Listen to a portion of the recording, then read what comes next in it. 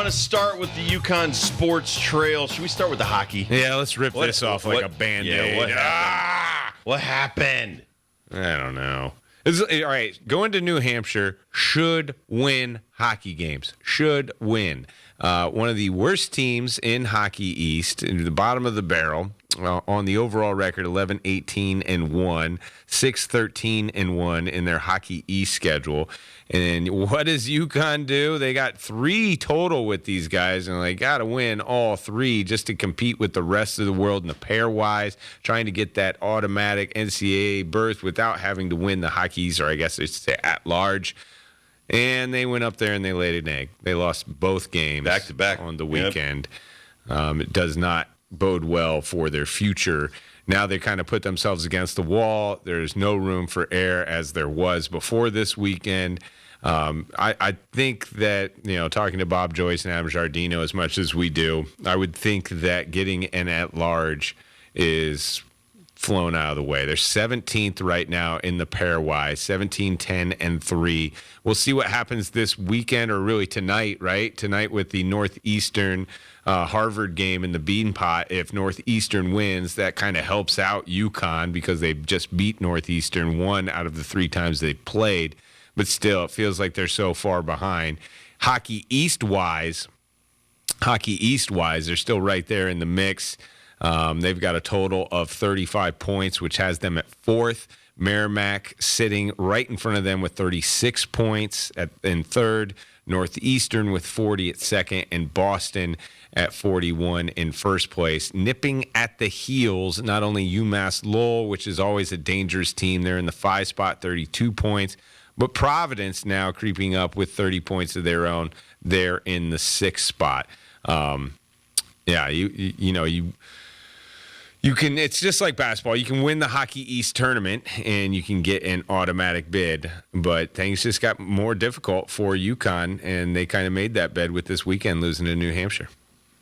They have Anchorage, the Alaskan team, coming up. That's cool, though, isn't it? 4-16. I was just looking at their schedule, dude. All right, they go to Michigan, they go to Colorado, they go to Vegas, Alaska, they go to Michigan, Alaska.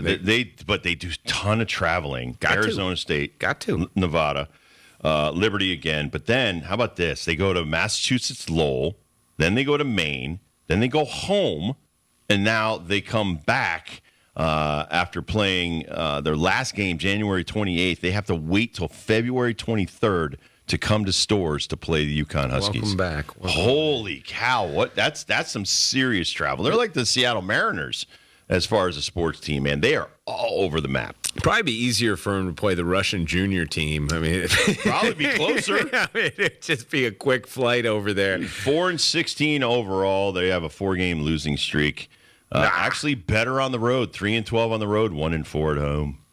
Pride of Alaska, though. I mean, that's a big program for Anchorage, and they'll do what they can do to try to make that program click. I think it's a pretty cool thing that they're coming to Stores. That will be in the Toscano Ice Forum. I do believe that's a student game. All students are welcome there to Toscano. Like I said, no margin for error. That's one that they have to win. Then they're taking on New Hampshire at home, trying to redeem themselves for the 4-1 and the 3-2 losses Friday, Saturday, respectively. Final series, I guess you say, home and away, Friday and Saturday, March 3rd and 4th at Boston College. Big hockey games right there. Nothing but you can't do anything but win from here on out. Can't do anything but win. They got 4 more in the regular season. Then we start the Hockey East tournament. We'll see what happens. Want to win big. Want to blow out Alaska Anchorage, blow out New Hampshire, and make it be like go away and then beat up on Boston College for a couple of games. Got to have a good showing. Yeah. I love how Coach Cav, though, is not going to cancel any coaches' show. We got much respect, Coach Cav. A couple of the kids coming in as well. Big fan of these guys. The youngster, Matthew Wood, will be on the Coach Cav show. It'll be right after the Rob Dibble show here at 6 o'clock. I love that. Has he turned 18 yet? Might still be 17. Still be 17 years old. But Matthew Wood's had a heck of a season. Don't know how long he's going to be here, but we're glad that he's on our ice for a little while. And then the captain, Roman Canal, will be a part of the show as well. Love Roman, man. This dude's kind of a fan favorite. It's been a part of this program for a while. But the hockey player interviews are always special, so can't wait to hear them boys with Bob Joyce, Adam Giardino, live from Bears Barbecue. But I just love how, there's some coaches that don't want to show up in the tough times to do coaches shows and stuff and face the music. Want to answer the tough questions. Coach Cav, life. He's out there right in front of it. So can't wait to hear what he's got to say. 4-2-2 now 11-8-2 in Hockey East, which is great. Like, it's great. 17-10-3. It's great.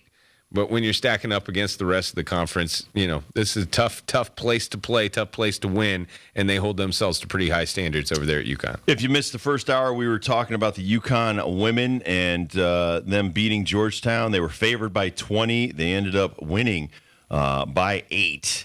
But a great game between UHAS and Griffin. They both had 18 points. UHAS was a monster on the boards again. 40 minutes.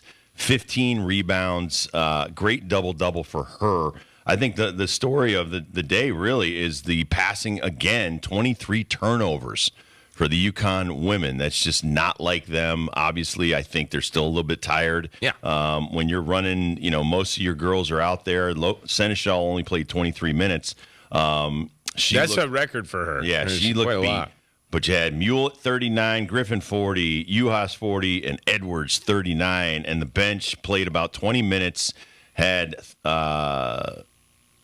3 points by DeBerry sinking a three-pointer.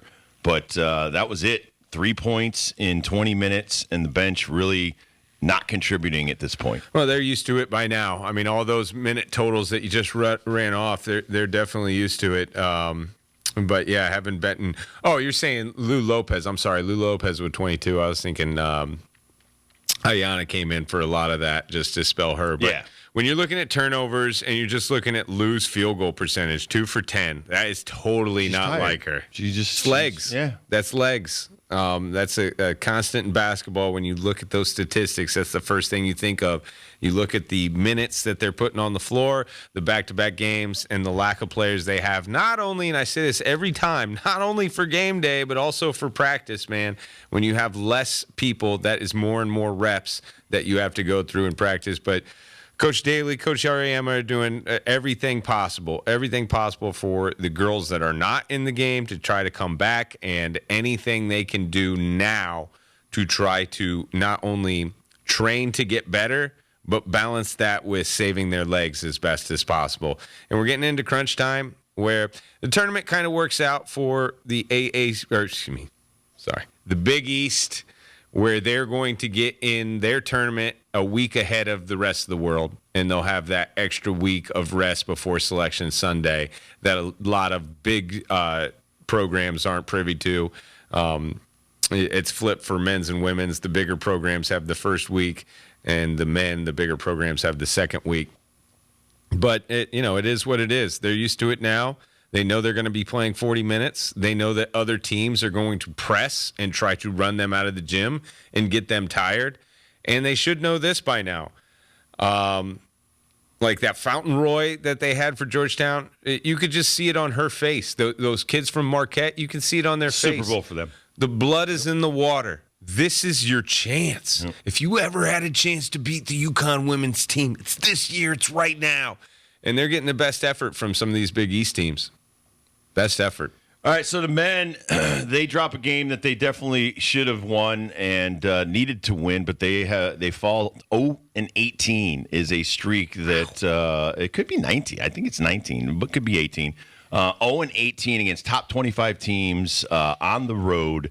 They fall to Creighton, coming off a very impressive 87-72 thrashing of the 10th ranked Marquette Golden Eagles, who fall to 11 in the national poll, and then they don't show up in Omaha, and it cost them. Poor shooting, turnovers, like you talked about in the first hour. They were sending Creighton to the line, 17 to our 4? That's just, that's a bad disparity. And the same really, amount of fouls, though. I mean, 14 and 10 when it comes to the fouls. No, it's close. It's just like you said, though. It's where the fouls are. Are you in the act of shooting, or are you just like passing and dribbling around and doing the pick and roll stuff out on the point? Yeah, I thought some of these, veteran centers that like Kalkbrenner's, he shows that he is a veteran player. He knows what he is doing. He forces the issue and takes advantage. Creighton's one of the best foul shooting teams in the Big East. Very smart team, well coached by Coach McDermott. And it's a tough place to win, no matter who you are or what the situation is. They are digging themselves a hole. They continue to dig themselves a hole. And they're better than that. I think UConn's men's team is way better than the last month and a half that they put on the floor. Now 8-7 in the conference, has tied with Seton Hall. That's the team they meet up with on Saturday. Now they have a better overall record, but when it comes to conference record, they're about to slide into 6th. And then after that is Nova, who's coming. By the way, Providence getting beat over the weekend in a tough loss that knocks them down. It's crowded up top. Purdue got beat. Purdue got beat. Alabama's number 1. And first time in a long time, Alabama basketball is at the top of the poll right now. But the one thing, like you said, the 9 extra points on the foul line that Creighton got, they had 9 steals to our 5. They're just that team came to play against UConn. UConn was up for Marquette and just had a letdown at the wrong time against Creighton. The loss looks like it kicks them out of the top 4, so they're basically playing for the 5 seed that will be playing for in the first round of the Big East tournament. That saves you a day of legs. You don't have to play on that first day, but still the 4-5 matchup's a coin flip, man. It's scary. But that could be for the 6-3. Heck, it could be for the 2-7. I know it doesn't work out that way because we got like 9-10 teams. I forget. But Marquette at the top spot. They're 12-3. Right behind them is Xavier with that loss just over the weekend. They're now 11-3, tied with Creighton at 11-3. Providence now at 10-4. Those are all conference records for your top 4. So any one of those teams can easily win this regular season. They're going to be battling it out until the very end. So UConn, and we're playing for a 5 right now, playing for a 5 seed. And I would say even more so, playing for a resume when it comes to the bracketology and Selection Sunday. They're in right now, but they could play themselves out. A loss to Seton Hall and another loss that they shouldn't do, and God forbid you lose the first round of the Big East. Could be going to the NIT instead of the NCAAs. No, we shot 25% from 3, shot 52% against Marquette from 3. That was really the difference. Oh, yeah. Sanogo 4 for 7. I love that he hit 4 out of the 7, but I just don't think that's the offense that we're looking for to have our big man that we love to post up down below. He's got all kinds of moves all day and twice on Sunday, and having that guy pumping from 3, having Jackson pumping out from 3. I hate to think that that's Dan Hurley's job of preparing them to run offense against Creighton, but obviously. Not effective and come up on the short end of the stick. Yeah, got to get better shots. Just got to get better shots in some situations where they need a good look. The end of that game. By the way, we're a big toe away from tying this thing. Jordan Hawkins almost forgot about this whole part. Yeah. Needed a 3. I forget the look that they got before that, but thankfully Jordan Hawkins grabs the offensive rebound, tries to get behind the 3-point line, and drills one at the top of the key.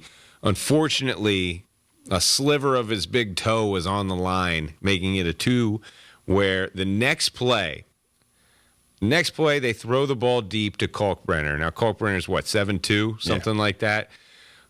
Man, if Andre Jackson had his feet underneath him, he kind of lost his step at the wrong second where he couldn't time his jump, but he ends up having to foul Kalkbrenner at that point, which makes it a 3-point game.